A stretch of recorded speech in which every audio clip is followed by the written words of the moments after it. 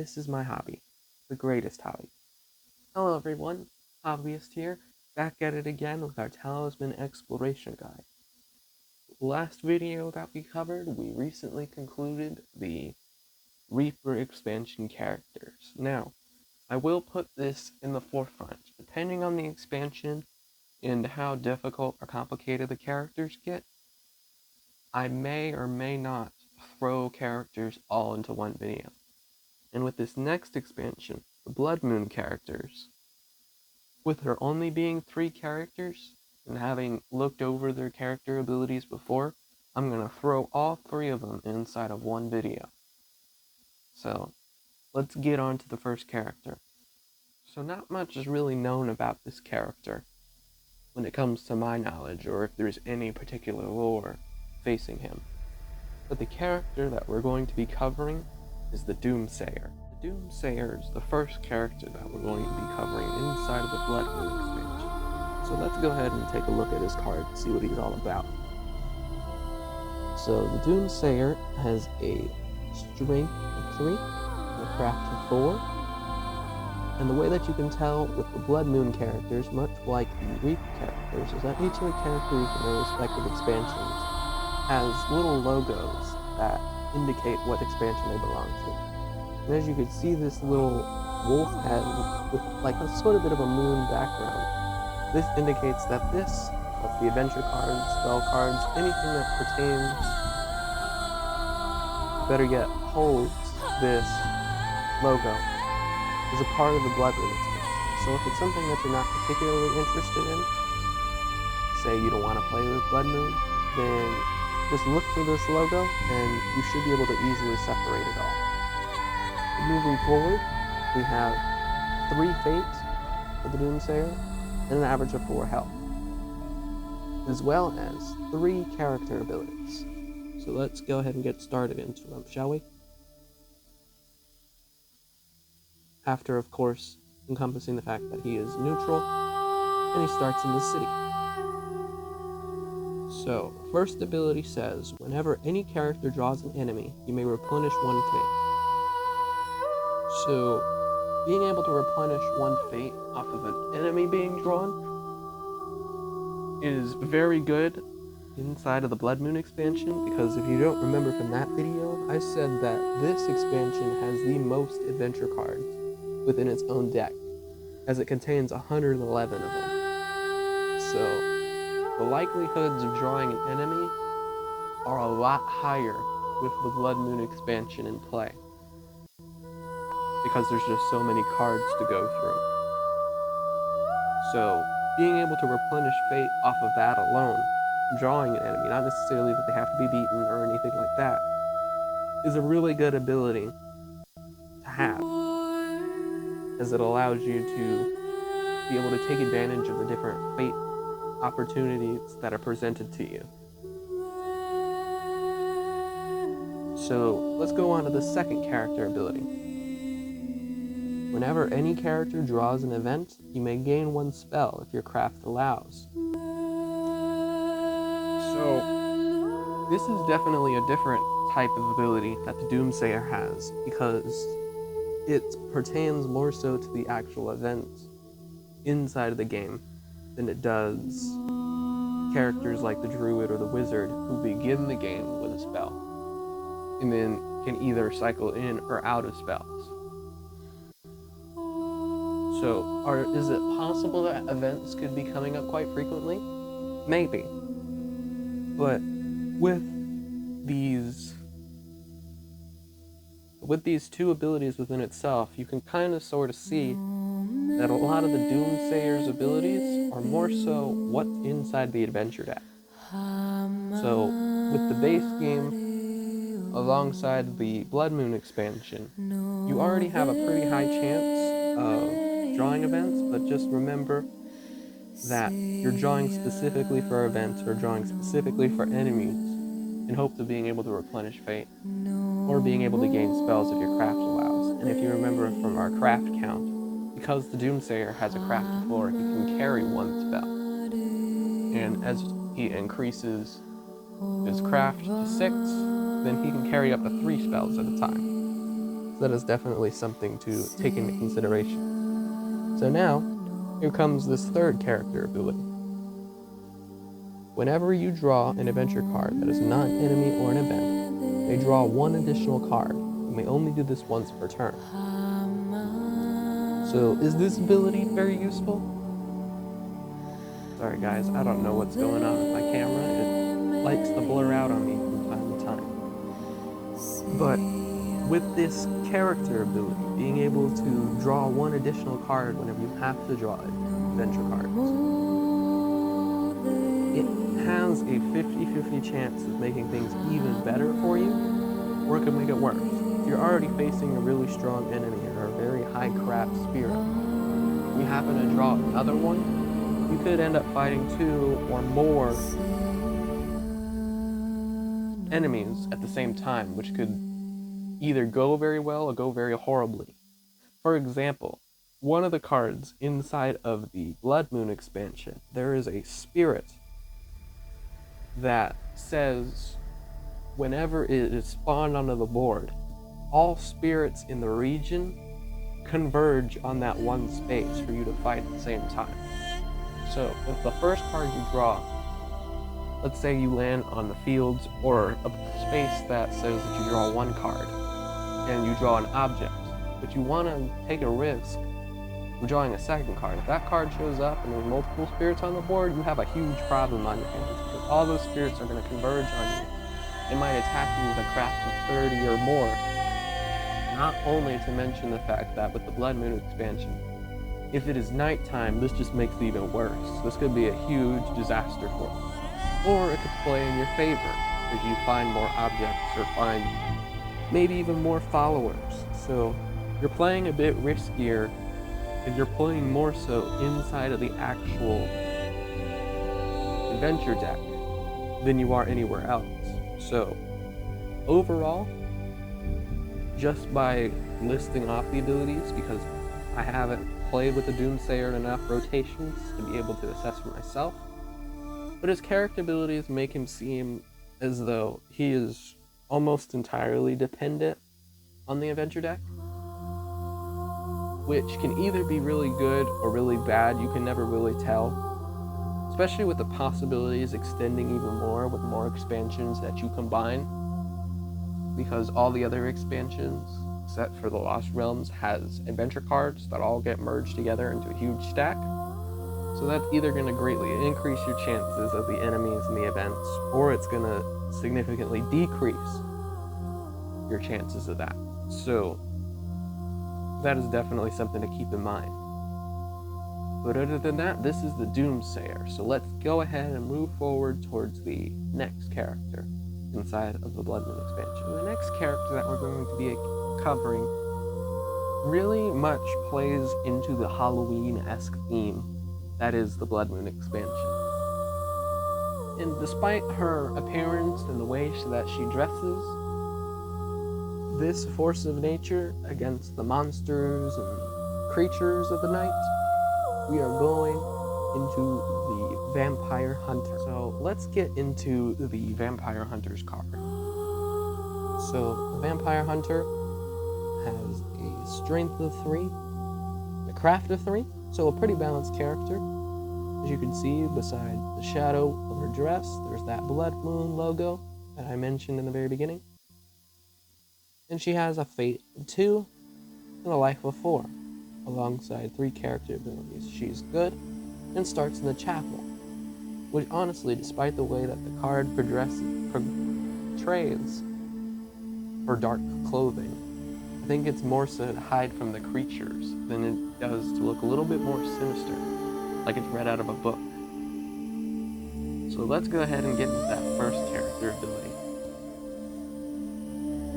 After you encounter a space with instructions to draw 1 or more adventure cards, and have drawn the required number of cards, you may investigate. To do so, discard 1 card on your space that is not an enemy and draw 1 more card to replace it, which you must encounter. Okay, so that was definitely a lot to read on just first character ability alone. So essentially, this investigation that the Vampire Hunter has enables you to replace any cards for, more specifically, anything that's not enemy. So any places, any strangers, any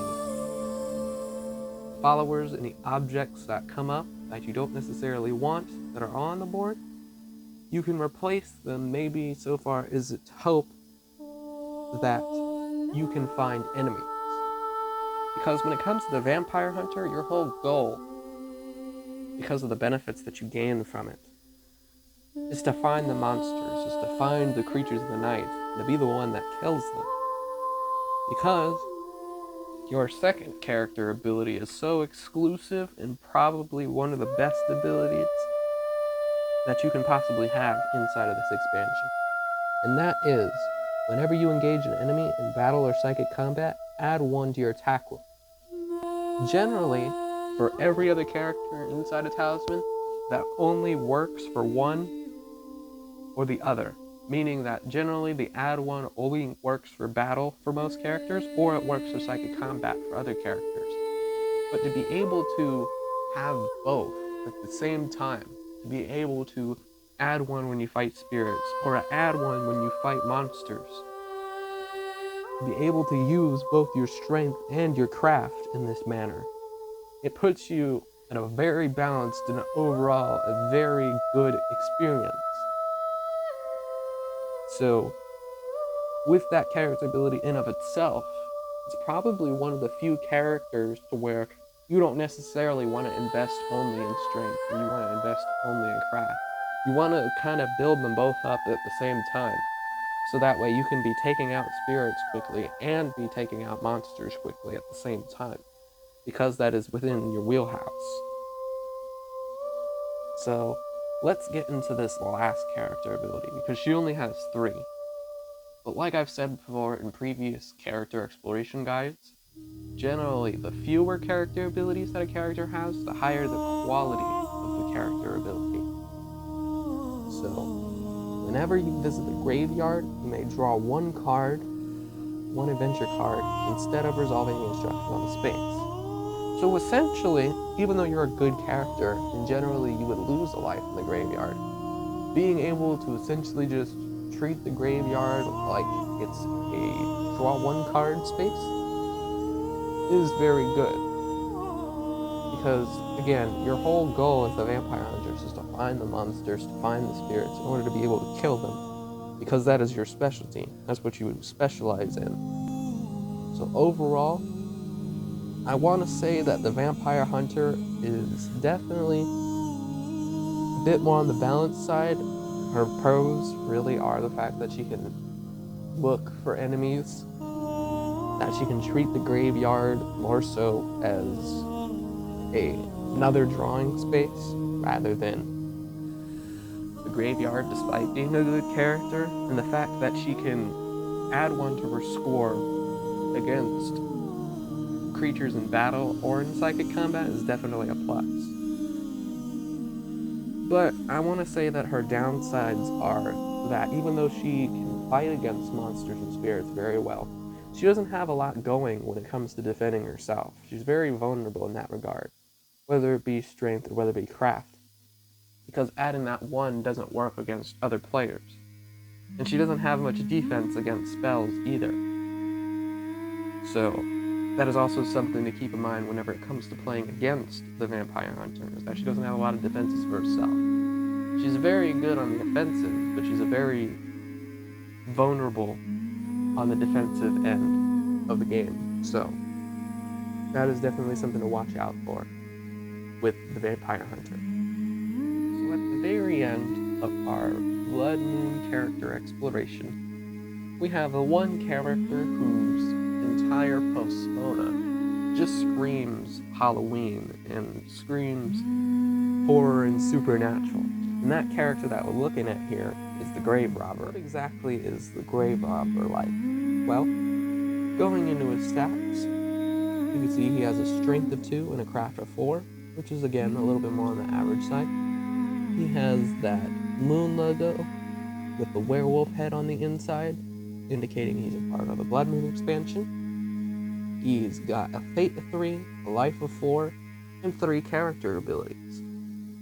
After going through this character card, as you could probably see, the Doomsayer, the Grave Robber, and the Vampire Hunter only have 3 character abilities, but because the quality is higher, they don't need to have as many character abilities. So let's get into that first ability.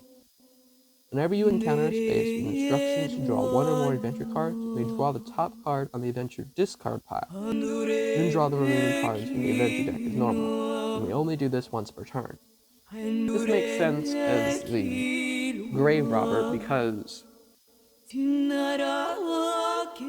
well, to put it simply, he's digging inside of the dirt of Talisman in order to find other opportunities for themselves, any buried treasures or things that people got rid of. As the saying goes, one man's trash is another man's treasure. So with a Grave Robber, if it's only on one space, then we draw 1 card. We can either draw the 1 card from the adventure deck, or this is just an example of one of cards inside of the Blood Moon that you could possibly pick up as well. Or you could even pick up a thing like a witch's broom that we've got here. Find all sorts of objects that might be hiding inside of the discard pile. So being able to take advantage of the discard pile might be able to help you recover in the long run, because if characters are finding powerful stuff and they don't want other characters to get access to it, they might sell it off to the discard pile, or they might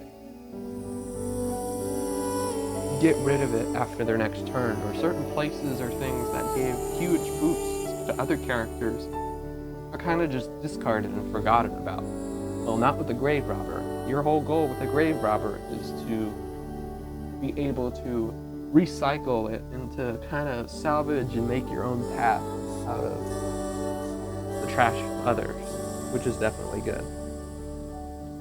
Now, just so that it helps kind of put a limiter on the things that the Grave Robber discards, and that way, in essence, he isn't cheating. The one ability that he has, it's more so a limiter, again, is whenever you discard an adventure card, you must place it at the bottom of the discard pile. Because generally, again, if we're going back to this being our adventure deck, and this is the discard pile, if this treasure trove came up, and we had already used this all up, putting it back here on top just simply means that we could land on the next space and pull up the treasure trove again. So in order to fully and officially discard it, put it on the bottom, so that way you're going through the recycled deck in the order that it's supposed to be. And it just kind of makes it fair. So that's definitely a limiter that has its own caveats, because it may or may not take longer for you to gain access to certain objects or certain followers that have either been killed or discarded. So it's definitely something that you want to keep in mind. Now, unlike before, when I initially had said that character starting locations generally don't give a strategic advantage, well, turns out that with a Grave Robber, that isn't necessarily the case. So not so much as the beginning of the game, as the Grave Robber starts in the graveyard, but whenever he visits the graveyard, you may draw the top 8 cards from the adventure deck and take 1 object of your choice. Then discard the remaining cards. So being able to essentially come to the graveyard every now and then in the early game and accumulating all those objects, being able to take these top 8 cards and just look at them. Okay, so this is just an example of the several. These are our top 8 here. Then we can just kind of look and pick and see, okay, I haven't found any objects. Oop, there's a pharaoh's crown. You can take that. That sort of thing. Being able to take the rest of this and be like, ooh, this is the object that I'm going to pick. And then the rest get discarded off to the side because they're not objects. So it's essentially just getting your hands dirty a little bit inside of this expansion. So I honestly do believe that the Grave Robber, even though he's an evil character, definitely has a lot more scavenging to do. And depending on how many expansions that you might be playing with, this is going to either be easier or harder for you to be able to find those objects, to be able to gain access to the discard pile in that same regard, because if you're going through a lot of adventure cards, objects may come and go very quickly, and it may not be as easy for you to be able to reuse the discard pile in that manner. So really, the cons more so fall on the fact of just item availability, being able to vary with the number of expansions that are or aren't being used. But overall, this encompasses the rest of the Grave Robber and his 3 abilities. There we have it, you guys. Thank you so much for watching. Hopefully that this Blood Moon expansion character guide was able to maybe answer a lot of questions for you. But other than that, see you guys in the next one.